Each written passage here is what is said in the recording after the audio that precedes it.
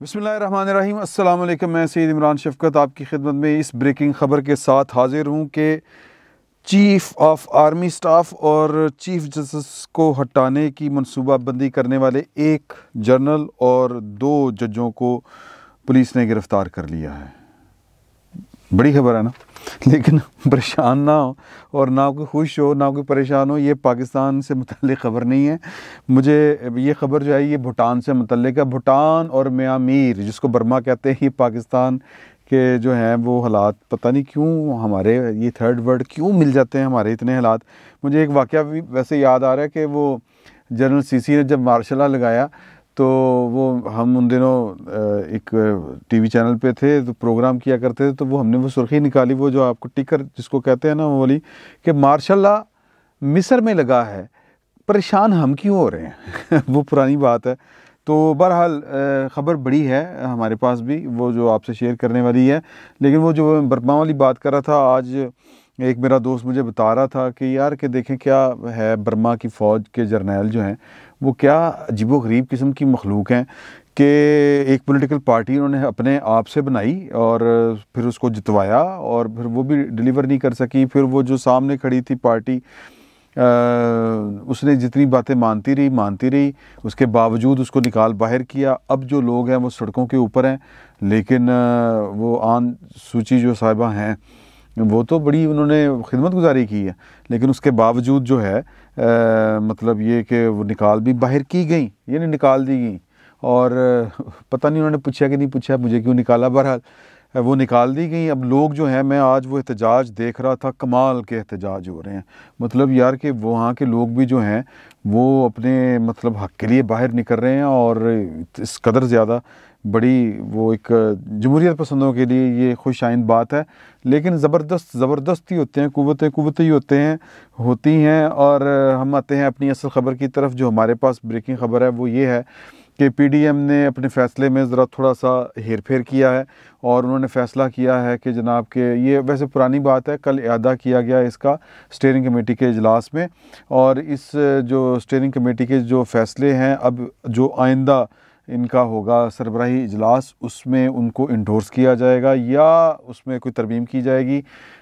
इन्होंने तो वो लॉन्ग मार्च या जो भी मार्च था या जो धरना था, वो धरने से भी कतरा रहे थे और मार्च से भी कतरा रहे थे, महंगाई मार्च ये नाम दे रहे थे। लेकिन स्टीयरिंग कमेटी ने कल जो शुनीद है, ख़बरें जो आ चुकी हैं ऑन रिकॉर्ड, के उन्होंने फ़ैसला ये किया कि जनाब के हम जो हैं वो ये महंगाई मार्च वाला जो है ये शोबदाबाजी ये नहीं करनी, जो असल चीज़ हम करने जा रहे हैं वो लॉन्ग मार्च करने जा रहे हैं और लॉन्ग मार्च ही का नाम चलेगा, लॉन्ग मार्च करेंगे हम।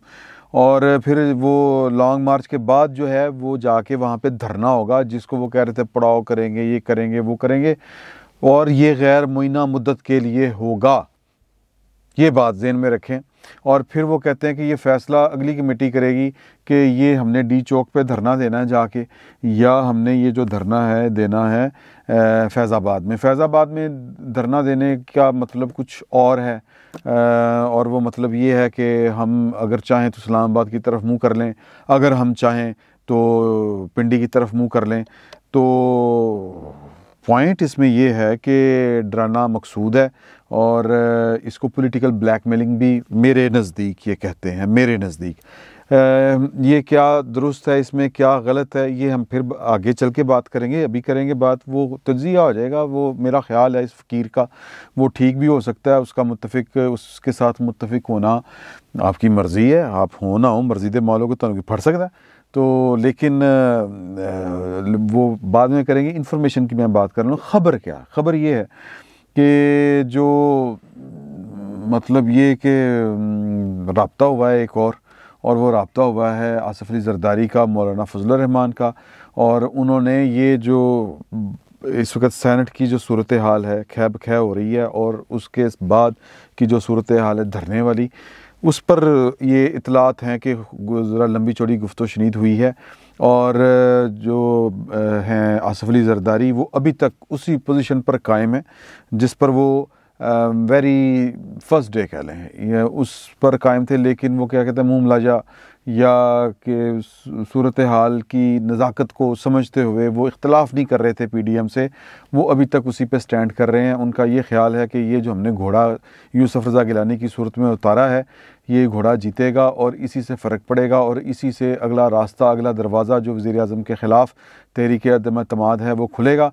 और जो वो कहते हैं, कौन कहते हैं कि आसिफ अली ज़रदारी के हाथ हौला रखो। अभी आप जो पिछले कुछ 1.5-2 हफ्तों से सेनेट के इलेक्शन को मद्देनज़र रखते हुए इवन बिलावल भुट्टो ज़रदारी भी जिस तरह करके उन्होंने फायर खोल दिए थे, ये कल या परसों जो कराची में उन्होंने जश्न फ़तह मनाया है और उसमें जो उन्होंने खुला के बातें की कि कोई है जो सुप्रीम अदारों को मुतनाज़ा करना चाहता है, कोई है जो सुप्रीम कोर्ट के कभी कंधे पर रख के बंदूक चलाना चाहता है, कोई है जो कभी इलेक्शन कमीशन के कंधे पर बंदूक रख के चलाना चाहता है, कोई है जो धांधली करके सिलेक्टेड इमरान खान को सेनेट का इलेक्शन जितवाना चाहता है। तो ये हमला भी उधर ही था। तो मेरा ख़्याल है कि वो मेरा ये अब इंफॉर्मेशन से ज़्यादा ये एक ख़्याल था कि यार कि ये शायद स्ट्रेटजी उन्होंने अडॉप्ट ये वाली की है कि दबाव बढ़ा के रखें फ़ौज के ऊपर या पाकिस्तान के इस्टेब्लिशमेंट के ऊपर, कि उन्होंने जो वादा किया था कि जनाब के हम वो हैं एक साइड पे खड़े हैं और हमारा कोई तल्लकदारी नहीं है, ये है वो है, इस तरह की बात, और आपने जो इनसे निपटना है निपटे, हमारा क्या ताल्लुक़ वास्ता है। उसका आज अमली मुज़ाहरा मेरे बहुत से जो दोस्त हैं, जो मैंने इससे पिछला वीलॉग किया जो NA 75 के मुतालिक था, उसमें यानी बहुत से लोगों ने ये राय दी है अपनी उस मेरे वीलॉग के बाद कि जी आप तो कहते थे कि इस्टेब्लिशमेंट जो है वो इमरान खान से अलहदा हो गई है, तो ये जो कुछ हुआ है ये इसकी इशारा क्या है इसमें, ये तो लग रहा है कि इस्टेब्लिशमेंट जो है वो इमरान खान का साथ दे रही है। मेरा ये ख्याल नहीं है। मुझे ये लग रहा है कि अगर इस्टेब्लिशमेंट इमरान खान का साथ दे रही होती इस ज़िमनी इलेक्शन के अंदर, तो पहले ये थे कराची के में जो इंसल्ट हुई है, सियासी बिस्सी हुई है, जिसको बिस्ती ख़राब कहते हैं हुई है, वो ना हुई होती, कुछ चीज़ें मैनेज हो रही होती। अच्छा चलें जी, माना कि वो तो सूबाई इलेक्शन थे, उनका सेनेट के इलेक्शन में इतना फ़र्क नहीं पड़ना था उन सीटों का, लेकिन NA 75 यूसुफ रज़ा गिलानी का एक वोट और बढ़ जाएगा नून लीग की सूरत में, तो यहाँ पे वो कोई गड़बड़ कर सकते थे, तो वहाँ पे उनका साथ दिया जा सकता था या देना चाहिए था। प्री पोल रिगिंग हो सकती थी, बड़ी 100 चीज़ें हो सकती थी, लेकिन वो कुछ नहीं हुआ। ये बात ज़हन में रखें। और वो जो PTI है वो उसने अपने कंधों पे और मतलब फ़ाइट करने की कोशिश की, और ज़ाहिर है कि जब पाकिस्तान की इस्टेब्लिशमेंट चलती है कोई सियासी चाल, तो स्मार्टली चलती है, इस तरह की बोंगियाँ नहीं मारती जो बोंगियाँ इन्होंने आज डस्के में मारी हैं। तो मुझे तो ये लगता है कि ये शायद एक इशारा नज़र आ रहा है। मुझे मेरा ये ख्याल गलत हो सकता है कि वाकई इस्टेब्लिशमेंट ने इस इलेक्शन में उस तरह करके अभी तक की जो सूरत हाल है वो यही लग रहा है कि इस्टेब्लिशमेंट जो है उसका कोई रोल नहीं है। अगर होता तो यूँ बोंगियाँ ना बजती। वो बड़ा स्मार्टली मूव करते हैं, उसके 100 तरीके हो सकते हैं, लेकिन ये जो प्लानिंग थी ये खालिस्तान देसी प्लानिंग, सिविलियन प्लानिंग जिसको कहते हैं, वो वाली प्लानिंग थी।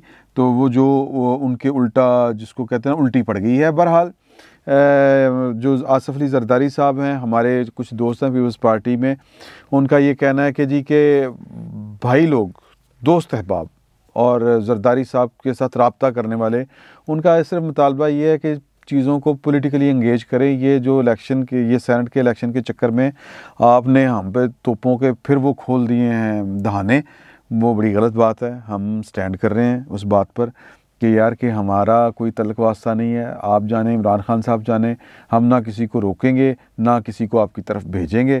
आपके अगर डंडों में ताकत है, यानी वो कहते हैं ना जी बाजू में ज़ोर है, ज़ोर बाजू अगर है आपके, तो आप तोड़ लें, कर लें राब्ते।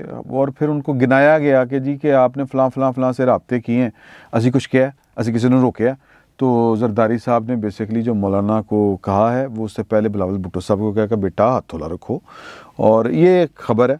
और फिर मौलाना साहब को भी जो कहने का मतलब है कि यही उनको कन्वे करना था कि ज़रा धीरज रखें महाराज, आप के जो टारगेट्स हैं वो अचीव होंगे और ट्रस्ट करना है, और ट्रस्ट करने के अलावा और चारा भी क्या है।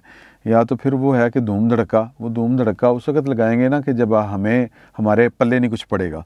और कितने दिन रह गए हैं 3 मार्च में, पीछे कितने दिन ही कितने बचे हैं।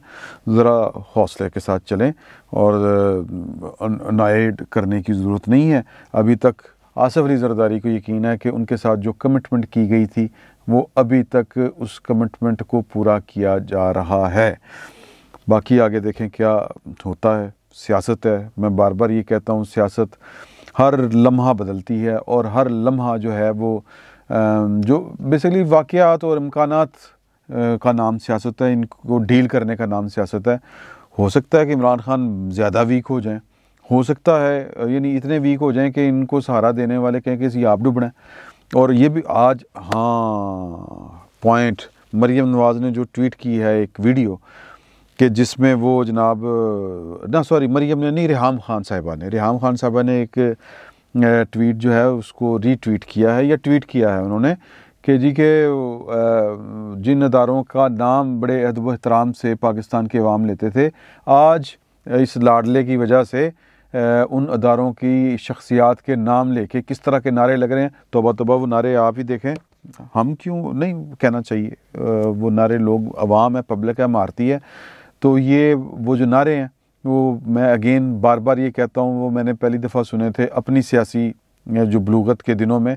वो पहली दफ़ा मैंने मुशर्रफ के दौर में सुने थे और फिर अब सुने, दूसरी दफ़ा सुने ये जब शहबाज शरीफ की बेल कैंसिल हुई तो लाहौर हाई कोर्ट के अहाते में सुने, और आज ये जो हैं डस्के में लगे हैं ये वाले नारे। तो वो नारे बड़े ख़तरनाक हैं। तो जाहिर है कि वो जो नारे, पब्लिक का सेंटीमेंट देखें ना किस तरफ है, तो लिहाजा इमरान खान का बोझ क्यों कोई उठाएगा। एक लॉजिकल बात है। हाँ, एक शख्स को, वो कोई शख्स जिसको कोई ज़ाती मुफाद जुड़ा है इमरान खान के साथ, वो हो सकता है उठाए, लेकिन वो भी कोई छुप छुपा के उठाएगा, खुलेआम नहीं उठा सकता। तो मतलब वो प्रेशर अपने ही लोगों का नहीं ले सकता, अपने ही लोगों के सामने नहीं मैं तो इमरान खान नाल ये नहीं कह सकता। तो वो जो पाकिस्तान की इस्टेब्लिशमेंट बार बार कह रही है कि हमारा पाकिस्तान की सियासत से कोई ताल्लुक़ नहीं है, वो उसके कहने की एक वजह यह भी है कि पॉलिटिकल लीडरशिप तो बात करती थी नाम लेके या बालफाज़े दीगर लगी लिपटी रख के नाम दिए बगैर सीधी फार बात करती थी, लेकिन अब तो ये लोग कर रहे हैं। तो पब्लिक का सेंटीमेंट, लोगों के जज्बात इमरान खान के साथ साथ और भी बहुत से अदारों और लोगों के ख़िलाफ़ हो रहे हैं।